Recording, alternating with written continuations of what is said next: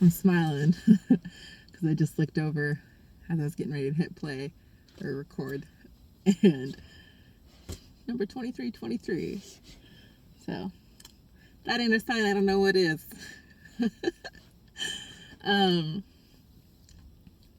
I guess I wanted to get on here because it's really easy for us to get out of a state of flow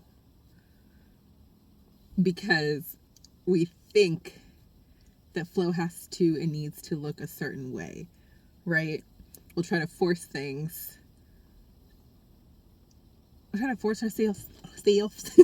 We'll try to force ourselves to do certain things that we don't need to be doing. If something doesn't feel good, it doesn't feel right, it's not coming to you easily and naturally in that moment, hun, just close it. Close it, whatever it is you're working on, pivot and try working on something else. Try doing something else. Try doing something that feels good to your soul. And I'm sharing this because today I went out and kind of just flowing through the day, doing things, random little things. But I had set it in my mind. I was like, I'm gonna go sit down and I'm gonna work on this program that I'm working on currently. And when I opened it up and got my pens out, and it's just like it felt so strained. Nothing was flowing to me the way it was flowing to me the last time I worked on it. And to me, it felt like I was doing something wrong. Like, why can I not think of anything? Why is it not coming to me? But the thing is, it was at that moment I was like, you know what? No. It's not coming to me right now. That's okay. We're going to close this book. We're going to take out my journal and we're going to start journaling instead. Just whatever comes to mind. And within that, I was able to recognize and reflect and remember the last thing I had actually posted, the last and the first post I've actually made on YouTube, which was just a photo of a beautiful flower and talking about the beauty in all the stages of life and how we have to be willing to accept and see them all as beautiful because they all hold beauty and not one is more beautiful than the other. So in that specific, I don't know what that was, sorry guys. In that specific example, it's like I was falling away from what I had posted. Like my own post literally helped me to reframe what I was seeing and going through at that moment. Because it's like, no, babe, you don't have to be this creative freaking inspiration with all these ideas and thoughts 24/7 that just anytime that you tell yourself you're going to go sit down, then you just magically have all this inspiration that flows. That's not how it works. It's okay to have days where you feel off, like where you feel like nothing's coming to you. 2 days ago, I was like, man, I can't believe I posted my first couple of videos on YouTube. That's crazy. And like, I feel like they just kind of flow to me, like these ideas. I had a thought, I had this concept, and I just went and sat down right away to record it. And it just came out. So it might be a little all over the place, but that's okay. It's okay. But then the last couple days, I think I've been feeling less inspired in that way. And then it's so easy to get down on yourself, be like, oh, am I doing something wrong, or am I out of alignment? But the fact of the matter is just like, there's beauty in all stages. There's beauty in all stages. There's beauty in the lag, so to speak. There's beauty in the stagnancy. There's beauty in every part. And we have to just learn to embrace and flow with all of it, because that's what life is. We're here to enjoy it and to live it and to just be love and light. And it's just crazy how much that message resonated with me. I don't even know how it popped into my head. I'm just sitting there journaling, and all of a sudden it's just like, oh, right, yeah. Like, it's okay to close my book. I don't have to be hard on myself. Nothing's wrong. I'm not doing anything wrong. I'm not out of alignment. This is just the stage I'm in right now, and that's okay. There's nothing wrong with that. If you don't feel inspired, That's fine. Don't force inspiration. You cannot force inspiration. You cannot force creativity. So stop trying to do that. What we need to do is focus on the now. And a huge thing, I think this is where it gets tricky, is we get so attached to the highs, the high highs, and we get attached to the lows in a sense. Like if we have a day where we're just feeling amazing and things are just flowing so well, we don't want to come down from that. We want every day going forward to remain like that. We want our mindset to remain the same. We want like everything to just continue flowing like that. But the fact of the matter is, we're human. That's not how it works. That's not how it's ever going to work here on earth. Okay. You have to be willing to flow with whatever comes up. And with the lows, when I say we can get like attached to the lows, we can, right? We can like over analyze it. Like I was starting to do little by little the last like couple days. I keep having to like tell myself like, no, it's fine. Just do this, do what feels good. But it's like when we get in that's how I think depression starts, you guys. It's just like we get into that low and then it's so hard to see our way out if we continue feeding it energy. If we keep asking ourselves, well, what are we doing wrong? Why isn't life working out for me? Why can't I think of anything? Why can't I get my shit together? Like whatever it is, okay? That's how we get stuck in the ruts. Right? That's how we get stuck in a rut. And so the trick is not attaching yourself to the highs or the lows. The freaking art of detachment, okay? And focusing on the now. Sorry, I don't know if this is coming off loud. Focusing on the now and nothing else, because that's all that really matters. And understanding that as human beings, we are going to ebb and flow, and there is beauty in all stages, okay?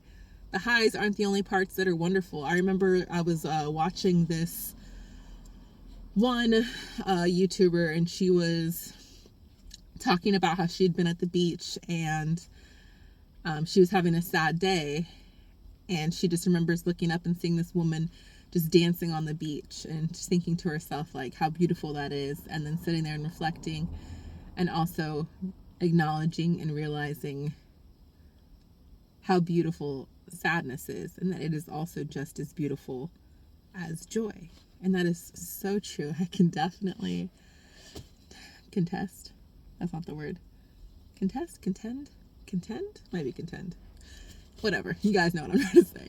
To that, right? Like for the longest time, I was utilizing joy as a weapon, more like an armor to protect myself. I don't know how long I had been doing it for, but I would not allow myself to get too low. I'd been to a place in life before that it was dark. It was very dark. And when I got out of that, I just remember telling myself, I'm never going back to that.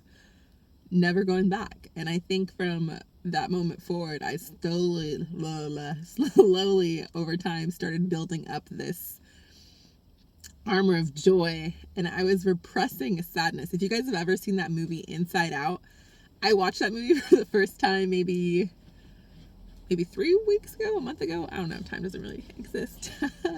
And I just remember like it affecting me so much, and I was crying so hard. But even then, I could not identify why I was resonating so much with it. Like there were certain parts I was like, oh yeah, but the fact that I was repressing sadness, and that's why I was resonating so deeply with it. No, it went over my head entirely. I probably had to receive, I don't know how many messages and different signs in different ways before they finally sent me a direct message. And then I had to verbalize it out loud in a question format. Like, I'm effing sad. And then the floodgates broke in that moment. And I was like, oh, I see. Okay, got it. And you know, I know some people don't like to be vulnerable, but I think vulnerability is so beautiful. I think vulnerability is what connects us. I think vulnerability what did I write down one time? Vulnerability is the embodiment of self-love, right? Because we're all human and we're all capable of anything the next person's capable of, whether it's something terrible or something amazing. And so I guess I'm just sharing this because I feel like what I just shared is kind of vulnerable. The fact that I had my joy armor up and up for so long. And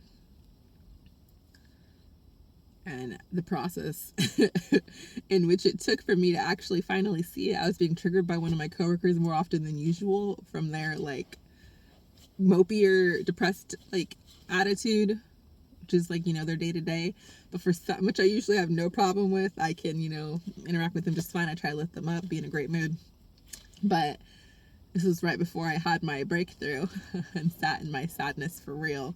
2 whole days, y'all. Like I was still kind of fighting it then because I didn't want to fall into that dark space, and I was afraid to let myself feel too much sadness because I was afraid I would tumble back down to the dark depths of my soul that exists in all of us. And then I realized that that's not possible for me anymore at this point in my life. Like, I could go down real far down, but I could never dip back into that. And it only took me 24 hours and like the first 2 hours the next day of waking up. And I was honestly feeling like scared at the same time. Like in my head, I'm just like, I don't want to feel this. I'm gonna, like, what if I can't get, like, I don't know. It just felt so unusual compared to like the emotions I'd been allowing myself to feel, namely joy. But the sadness was so needed, and it is just as beautiful, I guess is what I'm getting at here. And I'm sorry if this message is all over the place. Sometimes I just start talking and my brain is going all over, and then I'm jumping all over the place. And maybe I'm in my head sometimes, and then you guys don't know what I'm talking about. I got no idea. Anyways. All emotions are valid. All stages have beauty in them. All are equally beautiful. Don't try to push one away in favor of another. Don't try to force anything. If it's not flowing, pivot. Try something else. Do what makes you feel good. You don't have to be this freaking creative machine 24/7 in order to be worthy. You don't have to be working on your goals 24/7 in a very direct, dictated manner in order to be worthy. You can have days to just do freaking absolutely nothing if that's what you feel like doing. If that's what your body, mind, and soul are calling you to do, just sit on the freaking couch all day. Freaking do it. Do it. You're worthy now. You're worthy always. You don't have to be doing anything. You don't have to be achieving anything. You don't have to be applying yourself to be worthy. You just are. You just are. So remember that, because I'm sure as heck gonna keep remembering it. And it's so funny because like the inspiration really was not flowing. Like nothing was coming. And as I was trying so hard to write and like looking at my freaking array of papers and brainstorms and just trying to be like, okay, this is what I told myself to start last time. I was going to start working on this portion of it. And I'm like, nothing's coming. And I'm sitting there and I'm starting to get down on myself. And then I remembered the post I had posted with the beautiful flower and appreciating all stages, and other YouTubers who I watch their videos of just flow. And if it doesn't feel good, if it doesn't feel easy, then you shouldn't be doing it.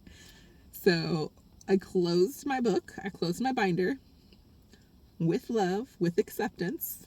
I was like, okay, you know what? It's just not the time. Let's open up my journal instead. Let's just write. I usually don't have a prompt I'm going to write about. I just start writing in my journal. And lo and behold, I remembered the flower post, and I realized exactly what I was doing and how I wasn't appreciating the beauty and how I've been feeling the last couple days. This stagnancy is just as beautiful as the inspiration. It's all necessary. you know? We may not understand it or know why at the time, but it all is. And I hope this is making sense to you guys. I hope I don't sound like I'm rambling. But if I am, whatever. Whoever listens to it this far through, you're a real one. Also, look at these cute earrings I got, you guys. These I just got from, I love buying jewelry from people who are just random little spots where you're not going to find it anywhere else, right? But some guy had a little tent set up on the street, and him and his wife, I guess, make a bunch of jewelry. And he just had his little Venmo thing out there, or cash, whatever. But yeah, stopped by and got these. I don't know how well you can see them, but they're like tiger's eye and something else. They're really pretty. Anyways, I think that's all. So I hope you guys have a fantastic day. I'm about to go to a free store, community free store, drop off a bunch of stuff I have. So yeah, I hope you guys are doing great. I just realized that I always say have a great day, but it's like I have no idea when anyone's watching this. So whenever you're watching this, I just hope you're well, and I hope you're had a good day, having a good day, whatever. All right, I love you guys so much. Goodbye.